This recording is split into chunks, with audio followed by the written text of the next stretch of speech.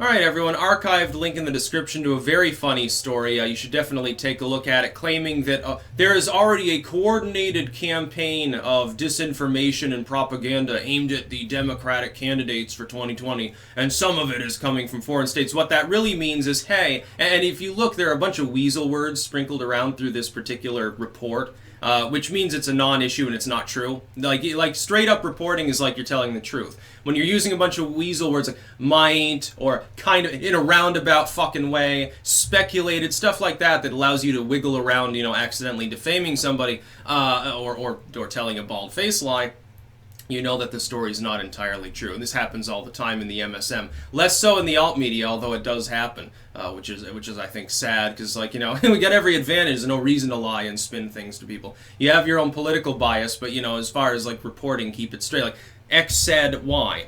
Okay, it's pretty straightforward. There's no weasel words in there, as opposed to, well, I think that this is what they actually mean. Okay, well, that's your opinion. Make sure you tell people that.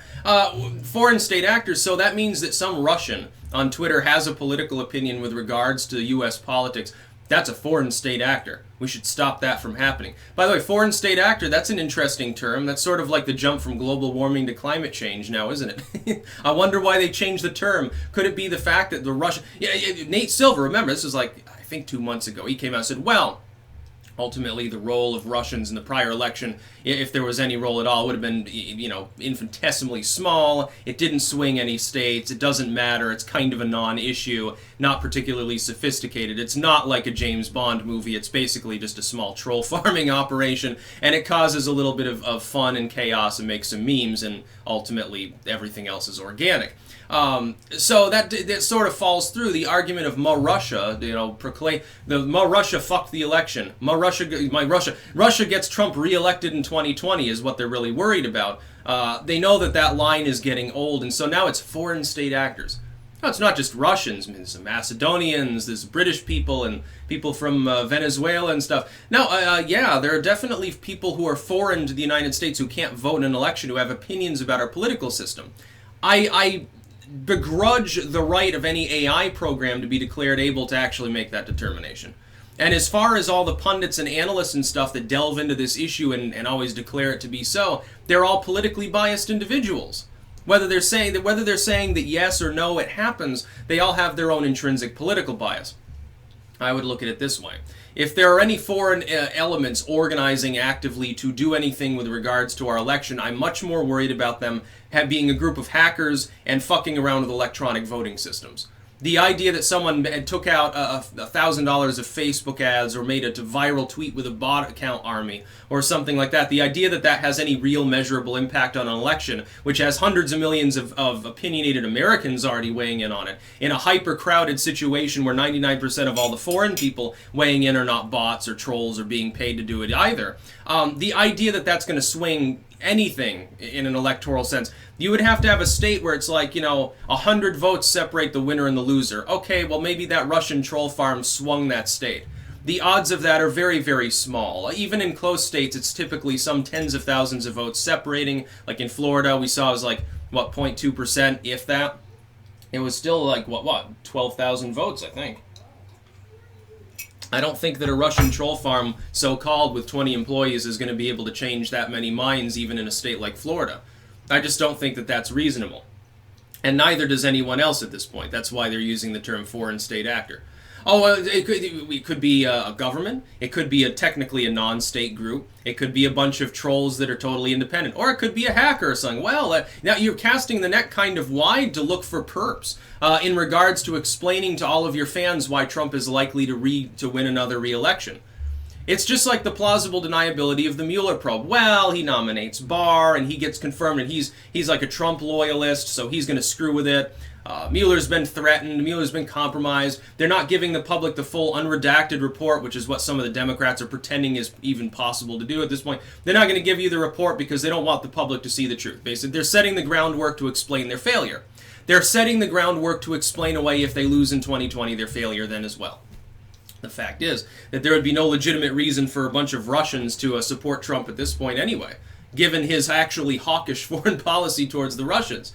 the scrapping of the intermediate test, what is it, test treaty or something like that, for the intermediate missiles, signed under Reagan, I believe, and was almost immediately violated by Russia, but no president had the balls to repeal the treaty.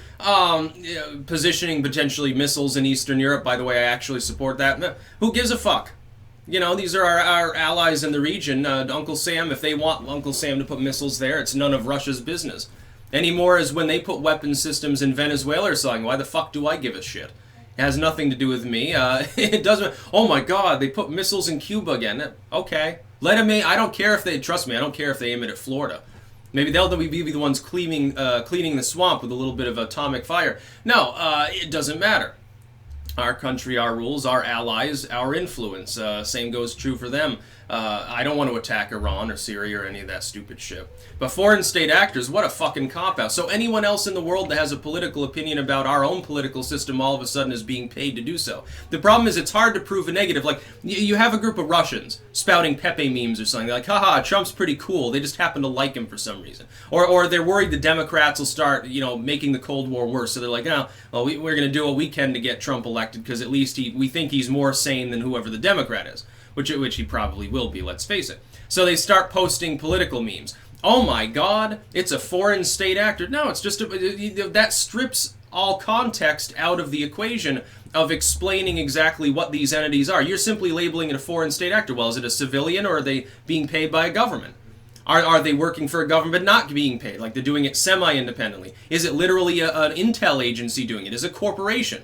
A business, someone that, like that, some business has ties to Trump property. They invested in it. They're like, well, it's good for our brand. We're gonna make some memes or something. What kind of activity is it? Is it hacking or is it just shit posting?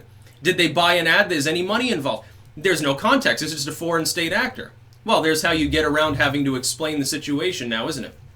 Because the idea that 99% of the time, it's just someone who happens to be in a different country who has a political opinion. Like I talk about my political opinions, like for instance, I oppose Maduro. That doesn't make me a foreign state actor trying to unseat the Venezuelan government.